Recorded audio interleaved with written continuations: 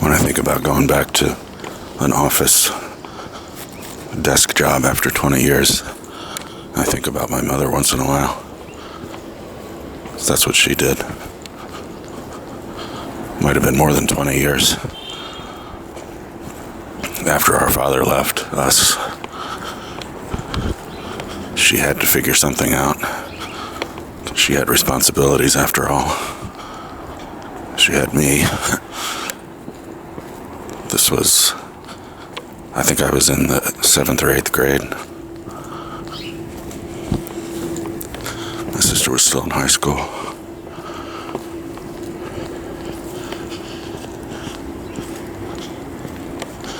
My dad still fed us money. I think he paid the mortgage. So she wasn't completely on her own.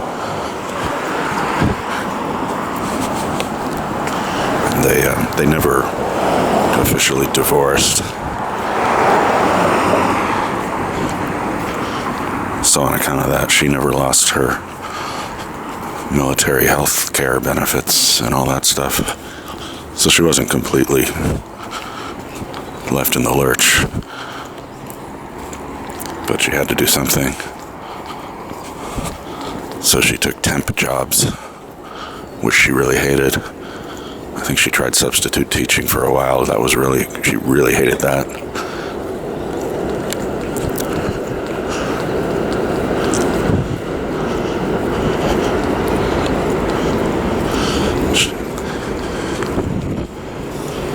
She figured something out. And sometimes I wonder how she did it. Because in the meantime, she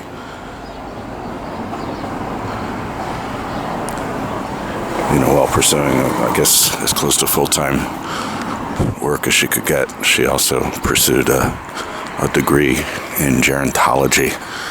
And that's what ended up being her ticket to a job as a social worker.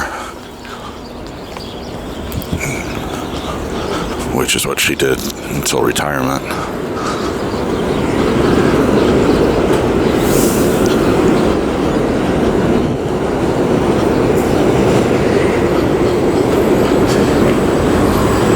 But like I say, the big difference, don't mean to compare these two situations because there's not a whole lot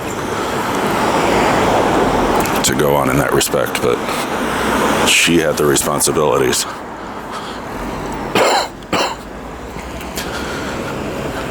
All I gotta do is pay the rent.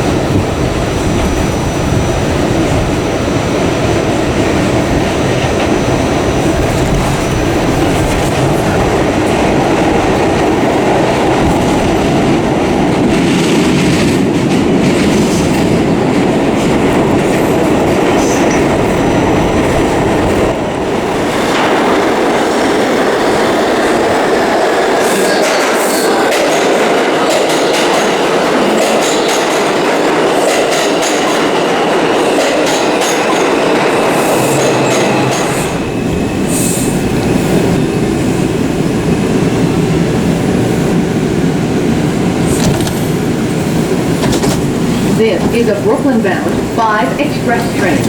The next stop is 14th Street, Union Square.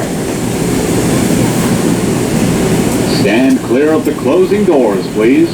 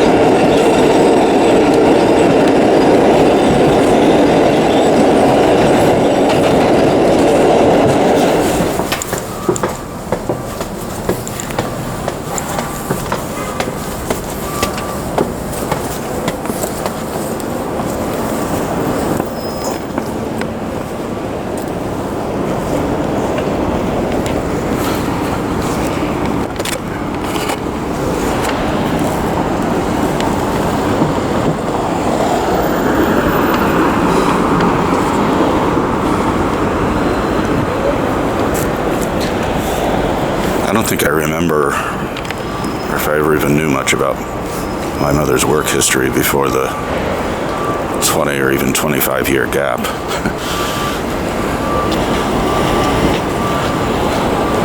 I think she said something once about working for Time Inc., which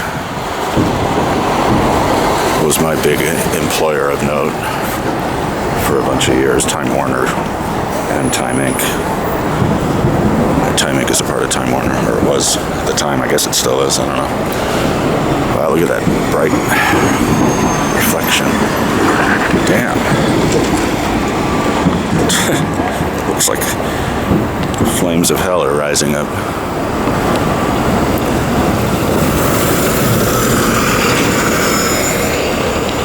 But anyway, I don't know if I should use my mother's experience as any kind of example, but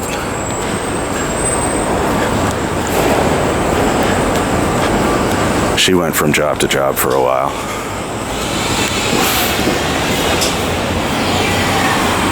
And if that's what I end up doing, then so be it. You know, when you've been away from the workplace for a long time, you're not necessarily going to land on the keeper, if there even is one. You're not going to land on that right away. And I don't know if I want a keeper. And I don't know if I believe in traditional retirement planning and that kind of shit. I don't want to retire. I say that now.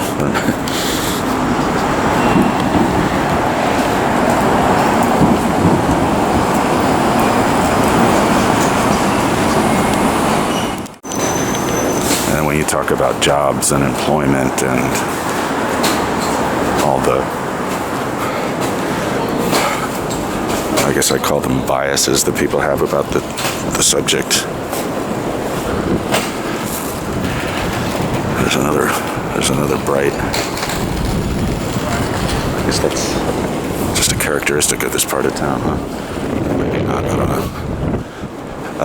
When you talk about jobs and employment and your lot in life, I guess, people do really have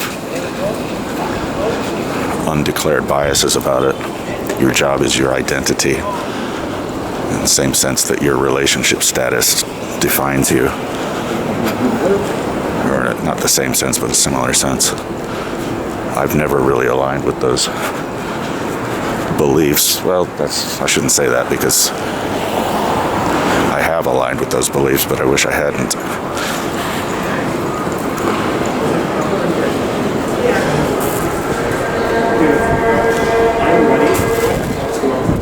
Yeah, exactly.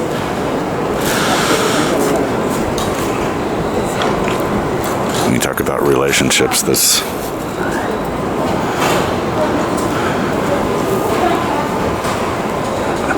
I've encountered people who disagree with me vehemently about this, but the single person really is stigmatized in social contexts. When you're in a relationship, you get invited to things, you get invited to more parties and events and gatherings, and It's just true. That's killing me. That sun.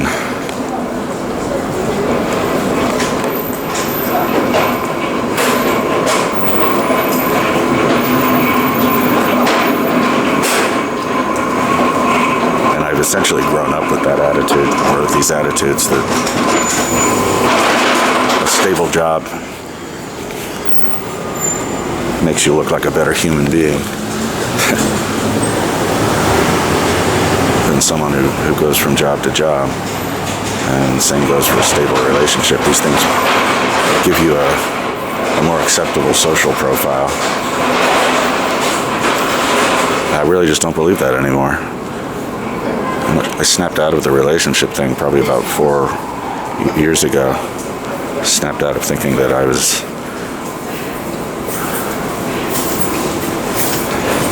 relationship minded and that I wanted to date long term and build a relationship and build trust and blah blah blah. I'm not saying I would never do that again, but it's not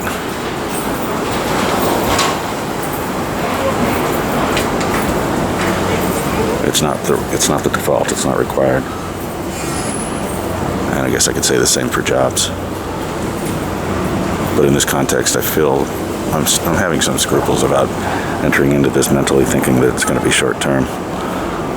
Because this isn't really that kind of job. But we'll see what happens.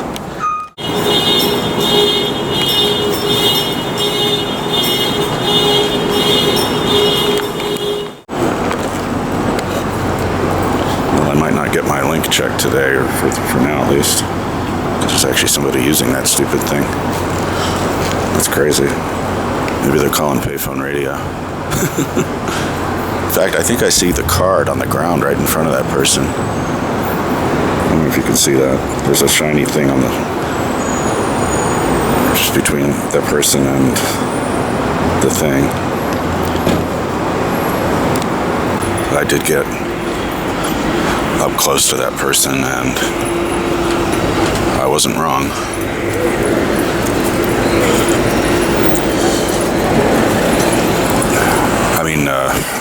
Yeah, I wasn't wrong. That was indeed my radio card on the ground.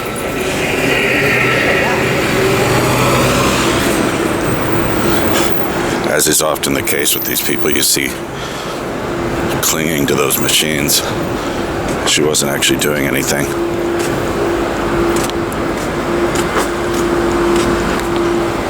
You'd think she was making a phone call and sticking her face up to the device so she could hear who she was talking to, but the tablet screen was on the default screensaver thing. And she was not really doing anything. She was just looking like it. People used to do that with the old payphones too, especially on subway stations. They'd pick it up and look like they were making a call. I think it was a way of keeping the creeps away. Because when the creeps are coming after you, they see you're on the phone and they're like, oh, he's busy. I'll go pick on someone else.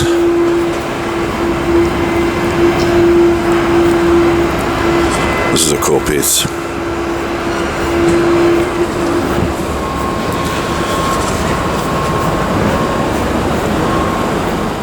This is weird. There's somebody at this payphone. Maybe that's the person who takes my cards away. There's no way he's talking to anybody unless he's on his cell phone. So there was somebody at the link machine, and now there's somebody at this thing. What am I supposed to do with my morning?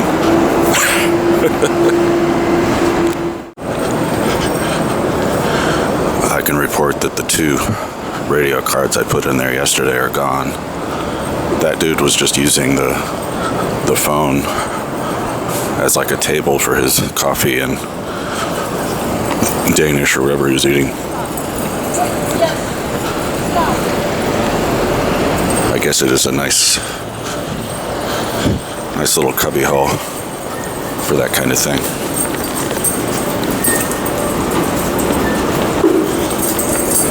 Let's go see how Wall Street's doing.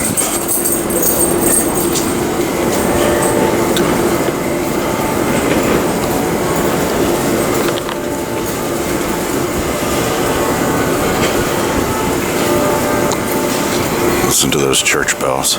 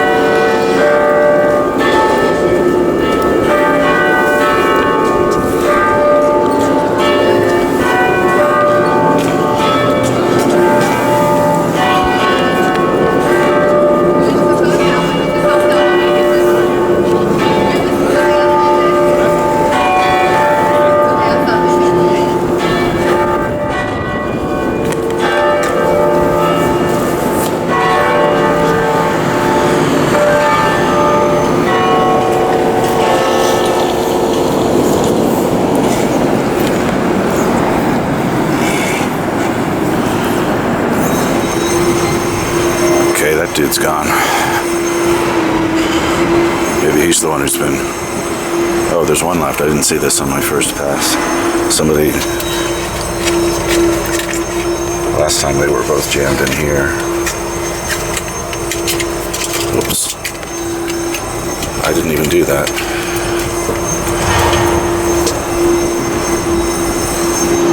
Oh, it blew away.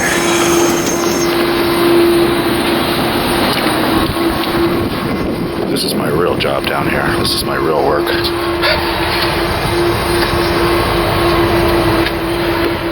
don't feel like those are very firmly affixed, but in fact,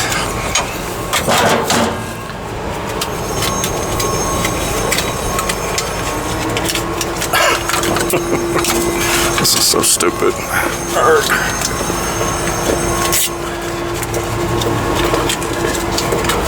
You know, I swear I was able to jam these things in really firmly yesterday, or last time.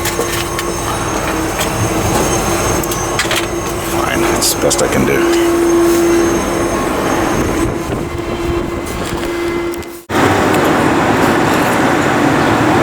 Wow, she's still there. Probably still doing nothing. About 10 or 15 minutes later. Alright,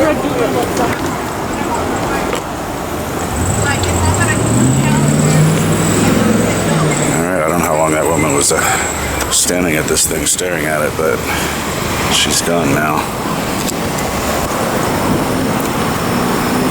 Like I said, this is my real job. This is really why I come down to Lower Manhattan every day.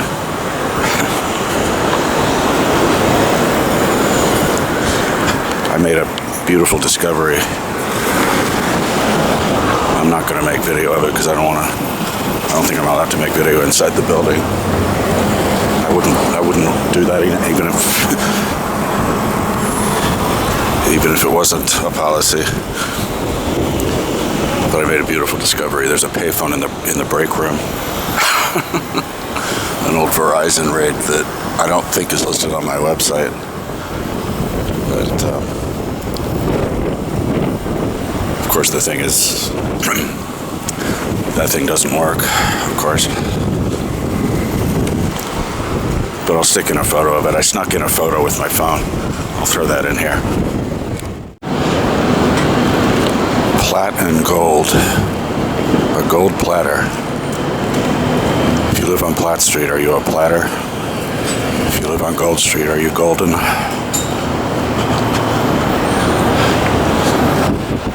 If you live at the intersection, are you a golden platter?